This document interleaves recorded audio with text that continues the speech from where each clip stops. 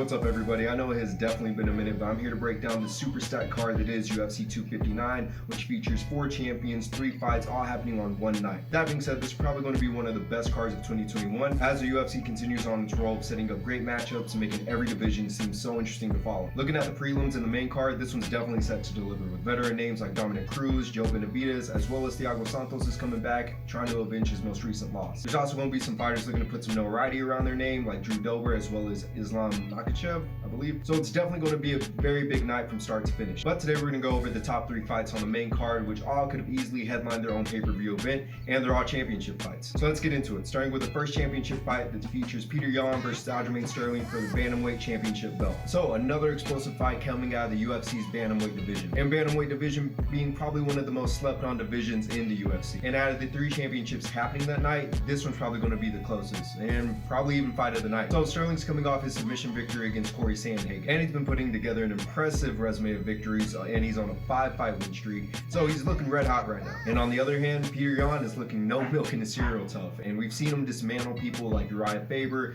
Jose Aldo in a very destructive, decisive fashion, and it's vicious like some animal National Geographic stuff. So Yan has this relentless killer instinct, and when he smells blood in the water, he goes for it all in, and he smashes through his opponent's guards until they either back down or they just crumble. And although this tactic has led to a lot of his finishes, there are times where he overextends himself, which leaves him very vulnerable to takedowns, which Aljamain Sterling happens to be very, very good at. So Sterling's gonna have to find a way to contain or limit Yan's explosiveness, and he's gonna have to find a way to throw him off his game. He's gonna have to pick his shots whenever he shoots in for takedowns very, very well and get out of the way of Yan's strikes.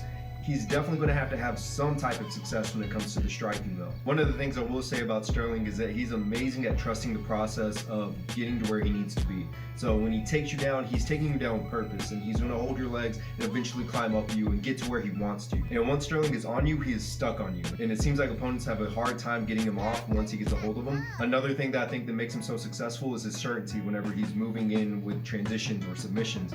He knows that eventually his opponents are going to make a mistake that leave them vulnerable to something that he's going for. So just like Blachowicz, this is going to be Peter Yan's first title defense, and it'll be interesting to see him fight somebody with Aljamain's style and his freshness. I think stylistically, Peter Yan may have the advantage when it comes to striking, and Aljamain Sterling definitely has the advantage when it comes to the grappling and ground game. So I'm eager to see how these two face each other. So although it will take some precise execution and some key striking, I believe if Sterling can pressure Peter Yan up against the cage or even get him on the ground, he'll be able to smother him into a 3rd round submission victory and become the new Bantamweight champion. So moving into the co-main event, which is Megan Anderson versus Amanda the Lioness Nunes, and this is going to be for the women's featherweight belt. So in this one, Amanda Nunes is fighting the tallest opponent she's ever faced. So her opponent, Megan Anderson, is obviously going to have a reach advantage.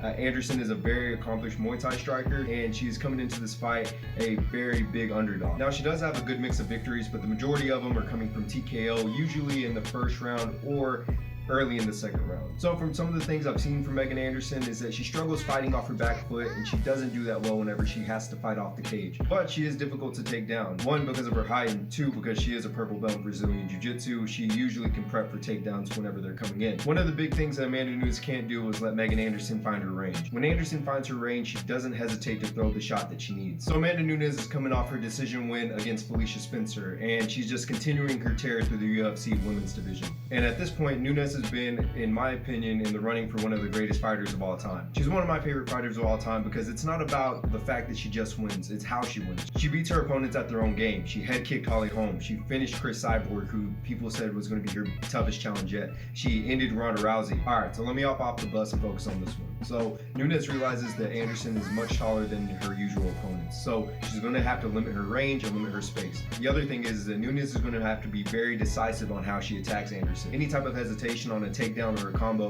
could leave Nunes vulnerable to a quick piston shot from Megan Anderson. So I'm going to be looking to see Nunes try to stifle Anderson as soon as possible, trying to control the pace of the fight, maybe even landing a few takedowns if she feels like she can keep her there for a meaningful period of time and possibly even do some damage. Like I said, the worst thing she can do is let Anderson get settled or get comfortable. So in her UFC career, Megan Anderson has only gone to the decision once, and that was against Holly Holm, who she ended up losing that decision to.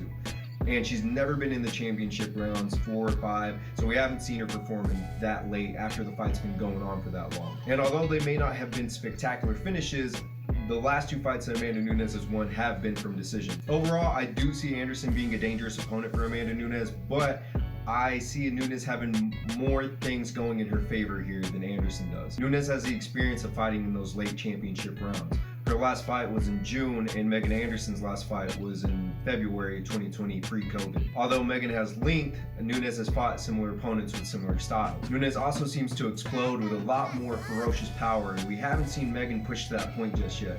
But who knows, this could be the fight that she draws it out. But at the end of the day, I'm going for a second round TKO finish with Amanda Nunes and remaining champ.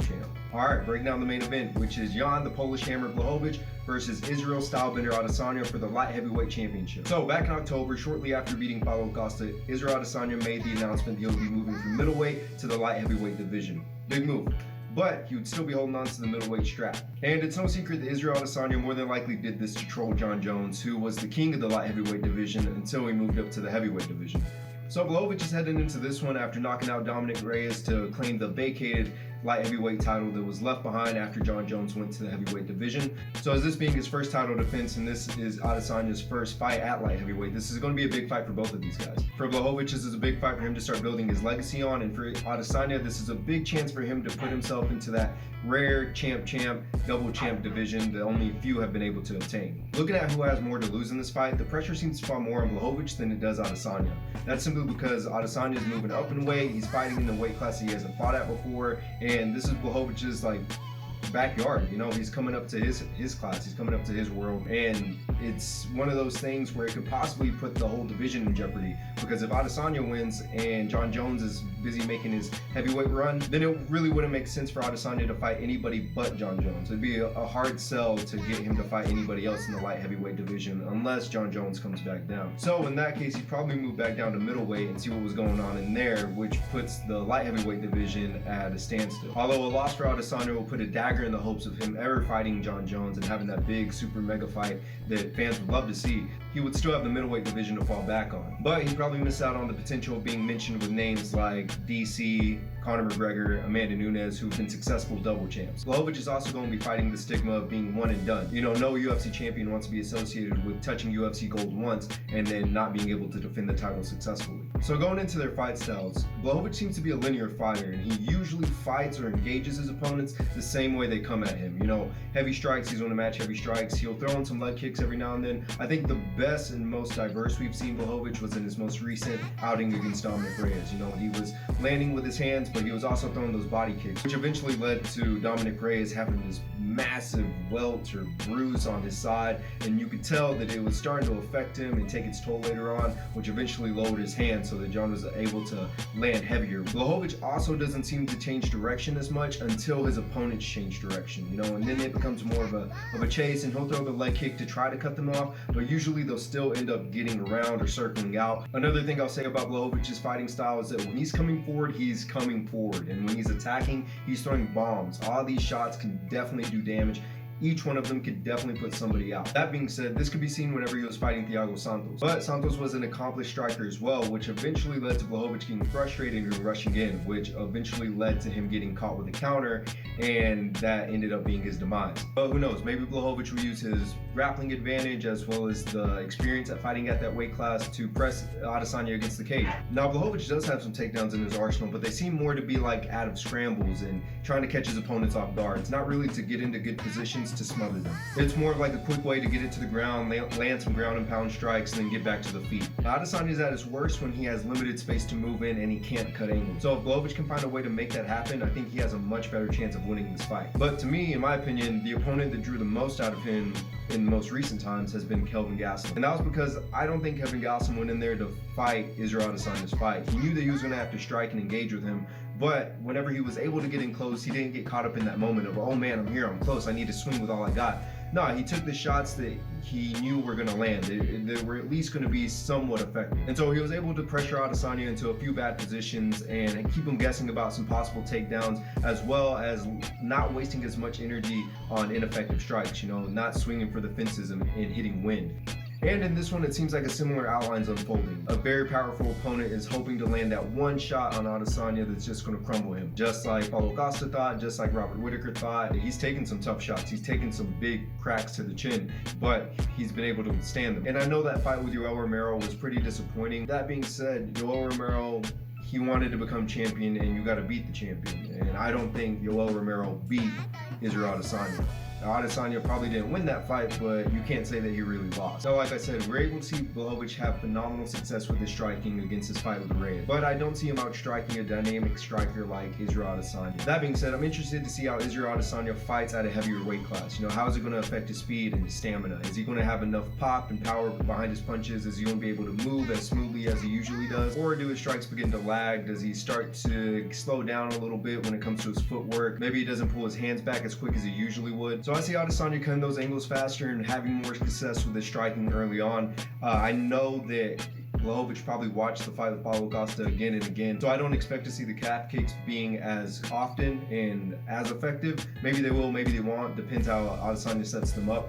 But I know that Blachowicz is probably game planning for that. Although Blachowicz has explosive power and what seems to be the gas tank to go the distance, I see Adesanya having just a much more tactical advantage in this one. So it's going to be interesting to see what type of combinations and what game plan Adesanya puts together to go into this new division. So Blachowicz is saying that he's going to win in the second round with a head kick victory. And I'm calling that very unlikely and seeing that Adesanya is going to win in the third round with a TKO finish. And I'm looking for Adesanya to add his name to the list of future Hall of Famers as he joins the rare breed of double champs. As always, guys, thank y'all for tuning in. I hope you enjoyed the video. Let me know who you got picked to win, and be sure to follow my friends who are steadily making some great content. Also, a heads up, I will be making a Combat Contact Twitter page, so be sure to follow my original one, and I'll keep y'all posted on the new page coming out. Till then, guys, stay safe, stay blessed. I'll see you on the next one. Thank you.